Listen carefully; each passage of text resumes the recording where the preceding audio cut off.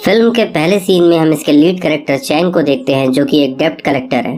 ये लोगों से उन पैसों को वसूलने का काम करता है जो इसके बॉस ने इंटरेस्ट पे उधार दिया था। तो हम ऐसा मान सकते हैं कि चैंग एक छोटा मोटा गैंगस्टर है, लेकिन इसका पैसों की वसूली करने का तरीका थोड़ा अलग है। ये कभी भी उन लोगों को नुकसान नहीं पहुंचाता जिन्होंने उधार लिया था, बल्कि उनके सामने ये खुद को ही चोट पहुंचाता है, जिससे घबरा के लोग पैसा तुरंत वापस कर देते हैं। लेकिन चैंग दिल का बुरा इंसान नहीं है और अपने आसपास के लोगों की ये काफी हेल्प करता है। कलेक्शन के पैसे लेके ये शाम को अपनी बॉस के पास जाता है। इसकी बॉस का नाम है मैडम साई और इसके सिर्फ दो ही इंटरेस्ट हैं। पहला तो गरीब लोगों को हाई इंटरेस्ट पे लोन देना, और दूसरा ये कि मैडम गैम्बलिंग की बहुत बड़ी शौकीन है और इसीलिए ये अपने शहर की एक फेमस पत्तेबाज है। मैडम साई देखती है कि आज के कलेक्शन में कुछ पैसे कम हैं, तो वो चैंग से इसका कारण पूछती है। चैंग कहता है कि उसने आज एक आदमी से पैसे नहीं लिए क्योंकि उसका बेटा बहुत बीमार है और उसके इलाज के लिए पैसे लगेंगे। मैडम साई को चैंग की ये दरियादिली वाली आदत पसंद नहीं, लेकिन फिर भी वो उसे कुछ नहीं कहती क्योंकि वो जानती है उसके सारे गुंडों में चैंग ही सबसे काबिल गुंडा है। इसके बाद वो चैंग को किसी हॉस्पिटल जाने को कहती है जहां उसे किसी बूढ़े आदमी से पैसे वसूलने हैं। हॉस्पिटल में चैंग उस आदमी की बेटी मीसू को देखता है और ये पहली नजर में ही चैंग को बहुत पसंद आती है। मीसू कहती है हमारे पास लोन वापस करने के पैसे नहीं है, तो चैंग उसे एक कॉन्ट्रैक्ट पे साइन करने को कहता है। मीसू उस पे साइन करने से मना कर देती है, तो वो लोग उसके फादर का बेड वहाँ से ले जाने लगते हैं, जिससे घबरा के मीसू को उस कॉन्ट्रैक्ट पे साइन करना पड़ता है। इस कॉन्ट्रैक्ट में लिखा है कि अगर 3 दिन के अंदर इसने पैसे वापस नहीं किए तो ये लोग उसकी किडनी बेच के पैसे निकालेंगे। चैंग को मीसू इतनी पसंद आ गई है कि वो एक तरफ बैठ के बस उसे ही घूर रहा है। उस रात अपने अंदर लगी आग को बुझाने के लिए चैंग एक प्रोस्टिट्यूट के पास जाता है। इस लड़की के पास ये अक्सर आया करता है, लेकिन आज उसका यहाँ बिल्कुल भी मन नहीं लगा। अगले दिन से वो छुप छुप के मीसू का पीछा करने लगता है। जब वो किसी रेस्टोरेंट में डिनर कर रही थी तो ये भी उससे मिलने वहाँ पहुँच जाता है। वो मीसू से कहता है मेरे पास तुम्हारे लिए एक जॉब है जिससे तुम अपना लोन जल्दी वापस कर पाओगी। तुम्हें बस कुछ अमीर लोगों के साथ लंच और डिनर करना है, बदले में वो तुम्हें अच्छा पैसा देंगे। मीसू की नज़र में चैंग एक लुक्खा है, तो उसके ऑफर को रिजेक्ट करके वहाँ से चली जाती है। अगले सीन में हम चैंग की फैमिली को देखते हैं, जिसमें उसका बड़ा भाई जिंग, उसकी भाभी कैली और उनकी एक बेटी है। इन दोनों हस्बैंड वाइफ में पैसों को लेकर आए दिन झगड़ा होता है क्योंकि इनकी फाइनेंशियल कंडीशन कुछ अच्छी नहीं है। जिंग को अपने पुराने बिजनेस में काफी लॉस हुआ था, जिसकी वजह से कैली उसे ताने मारती रहती है। चैंग अपने भाई से पूछता है कि वो इतने गुस्से वाली औरत के साथ इतने सालों से कैसे डील कर रहा है। जिंग उसे बताता है कि इनसे डील करने का बस एक ही तरीका है, गलती चाहे किसी की भी हो, आप बस उनसे माफी मांग लो। बात चाहे कुछ भी हो, माफी हमेशा आपको ही मांगनी है, इसी में लड़कियों की खुशी है। चैंग अपने भाई से ये गुरु मंत्र लेके मीसू से मिलने के लिए जाता है। रास्ते में चैंग की मुलाकात उसके फादर से भी होती है, जो कि एक प्राइवेट बस चलाते हैं। मीसू एक बैंक में काम करती है, तो चैंग वहाँ उससे मिलने आता है। वो अब तक की अपनी सारी गलतियों के लिए उससे माफी मांगता है। मीसू की नजर में तो ये एक गुंडा है, तो वो उसे इग्नोर करके यहाँ से जाने को कहती है, लेकिन वो वहाँ से नहीं जाता, तो इससे निपटने के लिए वो मैनेजर को बुलाती है। मैनेजर इस मौके का फायदा उठाते हुए मीसू के कंधे पे हाथ रख देता है, जिससे चैंग को और भी ज्यादा गुस्सा आता है। वो कैबिन के अंदर जाके मैनेजर से लड़ने लगता है और इसी वक्त मीसू पुलिस को कॉल कर देती है। चैंग का अपने कारनामों की वजह से पुलिस स्टेशन में आना जाना लगा रहता है, इसलिए पुलिस वालों से भी उसकी अच्छी जान पहचान है। वो मीसू की तसल्ली के लिए चैंग को थोड़ा समझा के यहाँ से जाने को कहता है। अगले सीन में चैंग की भतीजी उसको अपने रिपोर्ट कार्ड पे साइन करने को कहती है। क्योंकि उसके मार्क्स बहुत खराब हैं, तो वो अपने पेरेंट्स को ये रिपोर्ट कार्ड नहीं दिखाना चाहती। उस पे साइन करते वक्त चैंग के दिमाग में एक आइडिया आता है। वो उस रात एक खास तरह का कॉन्ट्रैक्ट पेपर तैयार करता है, जिसमें काफी सारे स्क्वायर शेप के ब्लैंक बॉक्सेस हैं। फिर अगले दिन वो मीसू से मिलके उसे अपना प्लान समझाता है। चैंग उससे कहता है कि तुम्हें मेरे साथ डेट पे चलना होगा और मैं हर बार एक ब्लैंक बॉक्स को फिल कर दूंगा। जब ये सारे बॉक्स फिल हो जाएंगे, उसी दिन तुम्हारे फादर का सारा डेप्ट भी माफ हो जाएगा। यानी कि चैंग मीसू के फादर का सारा डेप्ट खुद चुकाएगा और बदले में मीसू को उसके साथ डेट पे जाना होगा। मीसू को चैंग का यह आइडिया बहुत ही बेतुका लगता है, तो वो उस पे साइन करने से मना कर देती है और साथ ही उसके सर पे जूस गिरा के वहाँ से चली जाती है। मीसू के पास तो फिलहाल हॉस्पिटल का बिल भरने के लिए भी पैसे नहीं है, तो वो अपने कुछ रिश्तेदारों से फोन करके उनसे हेल्प मांगती है, लेकिन कोई भी उसकी मदद को तैयार नहीं होता। तो मजबूर होके उसे चैंग की शर्त माननी पड़ती है और वो चैंग के बनाए उस कॉन्ट्रैक्ट पेपर पे साइन कर देती है। पहली डेट पे चैंग मीसू को एक क्लब में लेके जाता है और वहाँ की अपनी फेवरेट डिश ऑर्डर करके उससे खाने को कहता है। मीसू पहली बार किसी क्लब में आई है, तो वो इस जगह बहुत ही अनकंफर्टेबल फील कर रही है। चैंग के काफी इंसिस्ट करने पर भी वो कुछ भी नहीं खाती और बस चुपचाप बैठी रहती है। इसके बाद भी ये दोनों कुछ दिन तक डेट पे जाते हैं, लेकिन चैंग का इससे कोई भी फायदा नहीं हो रहा। बस कॉन्ट्रैक्ट पेपर के वो खाली बॉक्स भरते जा रहे हैं। चैंग को लगता है कि शायद उसकी हेयर स्टाइल में ही कुछ प्रॉब्लम है, तो वो अपने भाई की बार्बर शॉप पे जाके एक नया हेयर कट करवाता है। अगले दिन जब मीसू अपने फादर को देखने हॉस्पिटल जाती है तो देखती है कि चैंग वहाँ पहले से मौजूद है। उसने मीसू के फादर को नहला के उनके कपड़े भी चेंज कर दिए थे। ये सब कुछ देख मीसू के दिल में पहली बार चैंग के लिए एक कसक उठती है, इसलिए वो अगली डेट पे चैंग के साथ थोड़ा अच्छे से पेश आने लगती है। चैंग का काम अब धीरे धीरे बनने लगा था, लेकिन इसी बीच एक गड़बड़ हो जाती है। मैडम साई के भेजे कुछ गुंडे डेब्ट कलेक्ट करने के लिए एक दुकान में तोड़फोड़ मचा रहे थे। चैंग उन गुंडों की पिटाई करके दुकानदार और उसकी वाइफ को बचाता है। मीसू ने इस घटना के शुरुआती सीन मिस कर दिए थे, तो उसे ऐसा लगता है कि चैंग ने ही अपने आदमियों के साथ ये तोड़फोड़ मचाई है, इसलिए वो चैंग से फिर से नफरत करने लगती है। मैडम साई को जब इस बारे में पता चलता है तो वो चैंग पे बहुत नाराज होती है, और यहाँ हमें पता चलता है कि चैंग आखिर मैडम साई के लिए काम क्यों करता है। असल में चैंग के भाई ने अपने पुराने बिजनेस के लिए मैडम साई से पैसे उधार दिए थे, जिसको वो कभी चुका नहीं पाया, और इसी की भरपाई के लिए चैंग मैडम साई के लिए काम करता है। अगले दिन जब मीसू हॉस्पिटल जाती है तो देखती है कि चैंग उसके फादर को रूम से बाहर खुली हवा में लेके गया है। वो चैंग पे गुस्सा करते हुए कहती है कि तुम अब यहाँ कभी मत आना। चैंग को समझ नहीं आता कि मीसू उसके साथ इतना रूडली बिहेव क्यों करती है। चैंग उससे कहता है कि मैं ये सब कुछ दिखावे के लिए नहीं करता, बल्कि इसलिए करता हूँ क्योंकि मैं तुमसे प्यार करता हूँ। मीसू उसकी कोई बात सुने बिना अपने फादर को लेके वहाँ से चली जाती है। इसके 2 दिन बाद अपनी भड़ास निकालने के लिए वो नशे में फिर से हॉस्पिटल जाता है, लेकिन जब उसे पता चलता है कि मीसू के फादर अब नहीं रहे तो उसका सारा नशा उतर जाता है। मीसू इस बात से बहुत दुखी है कि उसके फादर के अंतिम संस्कार में शामिल होने के लिए कोई भी रिलेटिव नहीं आया, और न ही उसके पास उतने पैसे हैं जिससे वो अपने फादर की विदाई अच्छे ढंग से कर सके। और कहीं ना कहीं चैंग भी इस बात को समझ रहा है, इसीलिए वो कुछ ही घंटों के अंदर वहाँ का पूरा माहौल बदल देता है। वो चाहता है कि उसके फादर की अंतिम विदाई बहुत ही अच्छे ढंग से हो। वो सारे अरेंजमेंट करने के साथ साथ बौद्ध मठ के प्रीस्ट को भी बुलाता है ताकि उसके फादर की आत्मा को शांति मिले। इस शहर के और भी काफी लोग इसमें शामिल होने के लिए आए हैं। यहाँ मीसू की मुलाकात उस आदमी और उसकी वाइफ से होती है जिसकी दुकान में तोड़फोड़ मचाते हुए उसने चैंग को देखा था, और यहाँ मीसू को पता चलता है कि असल में चैंग ने उस दिन इनकी दुकान को मैडम साई के गुंडों से बचाया था। ये सब कुछ जान के मीसू को बहुत बुरा लगता है कि उसने चैंग को हमेशा गलत इंसान समझा। चैंग खुद को मीसू का हस्बैंड मानते हुए अंतिम संस्कार की इस विधि को पूरा करता है।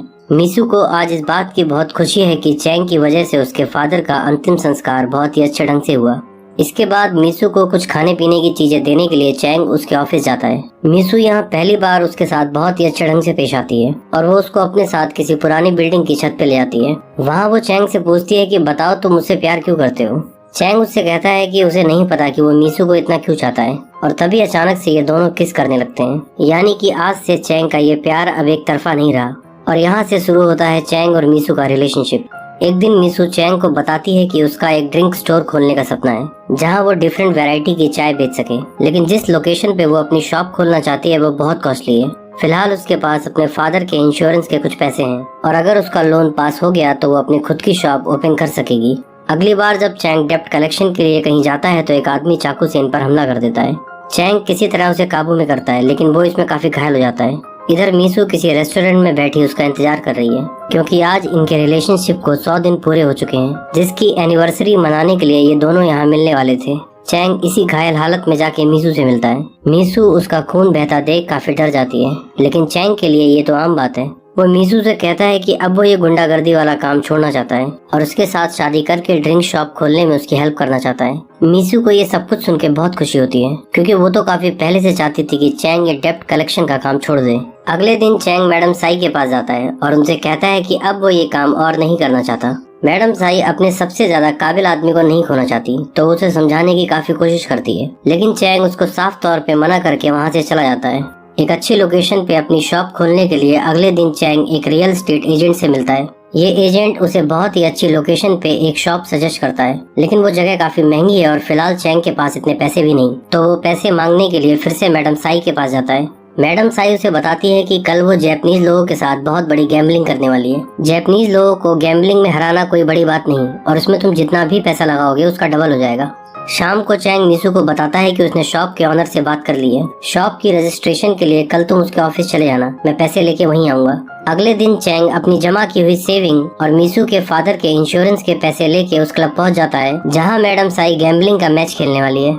इधर दूसरी तरफ मीसू अपनी शॉप की रजिस्ट्री के लिए रियल एस्टेट ऑफिस जाती है। गैम्बलिंग वाले क्लब में कुछ गुंडे अचानक से आके वहाँ हमला कर देते हैं। उनसे हाथापाई के दौरान चैंग को काफी चोटें लगती है, लेकिन वो लोग काफी ज्यादा थे तो क्लब का सारा पैसा लूट के वहाँ से भाग जाते हैं। चैंग उनमें से एक गुंडे को पहचान लेता है और वो समझ जाता है कि ये सब कुछ मैडम साई ने ही करवाया है। शाम तक भी जब चैंग रियल एस्टेट ऑफिस नहीं पहुँचता तो मीसू को वहाँ से शर्मिंदा होकर जाना पड़ता है। चैंग की गलती की वजह से अब मीसू के फादर के इंश्योरेंस के पैसे भी नहीं रहे। इस गम में चैंग बहुत शराब पीता है। उसको बिल्कुल समझ नहीं आ रहा कि वो मीसू का सामना कैसे करेगा। जब मीसू उसको मिलती है तो वो उसे बताता है कि गैम्बलिंग की वजह से उसने सारे पैसे गंवा दिए और अब उन दोनों के पास कुछ भी नहीं बचा। मीसू उसको कहती है जो हो गया सो हो गया, हम दोनों मिलकर एक नई शुरुआत करेंगे। लेकिन चैंग उससे लड़ते हुए कहता है कि मैंने तुम्हें कभी प्यार नहीं किया, मैं बस तुम्हारे साथ टाइम पास कर रहा था। मीसू को ये सब सुन के बहुत बुरा लगता है और वो चैंग के साथ अपना रिश्ता खत्म करके यहाँ से चली जाती है। असल में चैंग ने ये सब कुछ इसलिए किया क्योंकि उसे लगता है कि वो मीसू के लायक नहीं है और अब वो उसकी जिंदगी से दूर जाना चाहता है। मीसू के वहाँ से जाने के बाद वो आसपास की चीजों की तोड़फोड़ करने लगता है। पुलिस वहाँ आके उसे रोकने की कोशिश करती है तो वो उनसे भी मारपीट करता है। इस वजह से चैंग को 6 महीने की जेल होती है। इसके बाद फिल्म में हम 6 महीने बाद का समय देखते हैं। आज चैंग जेल से रिहा हो रहा है। वहाँ से छूट के वो सीधा मैडम साई के ऑफिस जाता है। मैडम साई अपना पुराना काम छोड़ के अब इस शहर की मेयर बन चुकी है और अब वो एक काफी पावरफुल लेडी है। चैंग उससे कहता है कि जो पैसे उसने गैम्बलिंग में इन्वेस्ट किए थे वो उसके खुद के नहीं थे, तो वो पैसे अब उसे वापस चाहिए। मैडम साई उसे पहचानने से भी इनकार कर देती है और उसे यहाँ से जाने को कहती है। अगले दिन चैंग फिर से मैडम साई के ऑफिस जाता है और वहाँ बहुत तोड़फोड़ मचाता है। मैडम साई अपने आदमियों के साथ वहाँ पहुँच के उस पर बहुत नाराज होती है।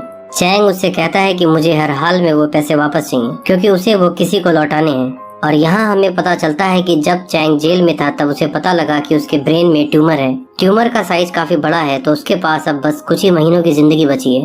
मैडम साई को जब चैंग की बीमारी के बारे में पता चलता है तो उसको उस पर दया आ जाती है और वो उसके हिस्से का पैसा उसे वापस कर देती है। चैंग वो पैसा लेके मीसू से मिलने जाता है। मीसू को चैंग की बीमारी के बारे में पता नहीं और वो आज भी उससे बहुत नाराज है, इसलिए वो ये पैसे लेने से मना कर देती है। चैंग गिड़गिड़ाते हुए उसे रोकने की कोशिश करता है लेकिन वो उसकी कोई भी बात सुने बिना वहाँ से चली जाती है। चैंग के फादर की मेंटल कंडीशन अब ठीक नहीं है, इसलिए वो अक्सर पुलिस स्टेशन पहुँच के अजीब तरह की बातें करते हैं। घर पहुँच के चैंग को समझ आता है कि उसके भैया भाभी उसके फादर से नौकरों की तरह काम करवाते हैं। इस बात से गुस्सा होकर वो अपने भाई से लड़ने लगता है और उसकी पिटाई भी करता है। फिर वो अपने फादर से मिलके पूछता है कि ये सब कब से चल रहा है। वो बताते हैं कि अपनी बस ड्राइविंग की जॉब छोड़ने के बाद मैं फैमिली के लिए यूजलेस हो चुका हूँ। वो चैंग की तारीफ करते हुए कहते हैं कि तुमने अपने भाई को पीट के अच्छा किया, वो इसी लायक है, उसकी वजह से हमारी फैमिली कभी स्टेबल नहीं हो पाई। चैंग अपनी बीमारी के बारे में बता के अपनी फैमिली को दुखी नहीं करना चाहता, इसलिए वो ब्रेन ट्यूमर वाली बात सबसे छुपा के रखता है।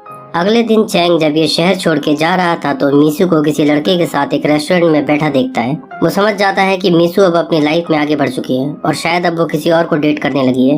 वो रोते हुए वहाँ से आगे बढ़ता है कि तभी उसकी नाक से खून बहने लगता है और वो तड़पता हुआ बेहोश होकर वहीं गिर जाता है। जब उसकी आंख खुलती है तो खुद को वो एक हॉस्पिटल में पाता है। नर्स से उसे पता चलता है कि यहाँ उसको उसकी पुरानी गर्लफ्रेंड मीसू लेकर आई थी और अब मीसू को भी उसके ब्रेन ट्यूमर के बारे में पता चल चुका है। मीसू जब तक पेपर वर्क पूरा करके वहाँ वापस आती है, चैंग वहाँ से जा चुका था। नर्स से पूछने पर उसे पता चलता है कि वो बस स्टॉप गया है। वो दौड़ते हुए बस स्टॉप की तरफ जाती है। उसे इस बात का बहुत पछतावा है कि चैंग के जेल से वापस आने के बाद उसने उसके साथ बहुत बुरा व्यवहार किया। वो जल्दी से बस स्टॉप पहुँच के चैंग को ढूंढ लेती है और उससे गले लग के रोने लगती है। मीसू और चैंग अभी बहुत इमोशनल हैं क्योंकि इन्हें पता है ये एक दूसरे से बहुत प्यार करते हैं, लेकिन अब इनका कोई फ्यूचर नहीं है क्योंकि चैंग बस कुछ ही दिनों का मेहमान है। बचे कुछ ही दिन ये दोनों साथ रहने का फैसला करते हैं। मीसू चैंग का उसी तरह से देखभाल करती है जैसे चैंग उसके फादर का किया करता था। चैंग की हालत दिन ब दिन खराब होती जा रही है, लेकिन मीसू आज भी उसके साथ है।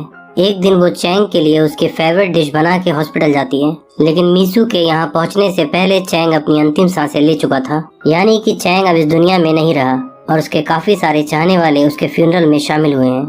चैंग के फादर अपने जवान बेटे की मौत से बहुत दुखी हैं और उन्हें याद आता है कि जाने से पहले चैंग ने उनसे कहा था कि उसकी गर्लफ्रेंड मीसू का इस दुनिया में कोई नहीं है, तो मेरे मरने के बाद आप उसके साथ ही रहना ताकि वो खुद को कभी अकेला महसूस ना करे। चैंग के फादर भी उसके फ्यूनरल में शामिल होना चाहते हैं, लेकिन जिंग उन्हें ऐसा करने से रोकता है। इसके कुछ दिन बाद चैंग के बड़े भाई जिंग के नाम पर एक पार्सल आता है। जब वो उसको खोल के देखता है तो फूट फूट के रोने लगता है। चैंग ने मरने से पहले अपने भाई की बार्बर शॉप के लिए एक ट्यूबलाइट ऑर्डर की थी। चैंग ने हमेशा अपने आसपास के लोगों का ख्याल रखा, लेकिन जिंग और उसकी वाइफ से उसको कभी भी वो प्यार नहीं मिला जिसका वो हकदार था। फिल्म के आखिरी सीन में हम चैंग के फादर को मीसू के साथ देखते हैं। ये साल का पहला दिन है और मीसू सेलिब्रेट करने के लिए उन्हें अपने घर लेके जा रही है। चैंग के साथ अपने पुराने दिनों को याद करते हुए मीसू की आंखों से आंसू बह रहे हैं और इसी इमोशनल एंडिंग के साथ ये फिल्म यहाँ पे समाप्त होती है।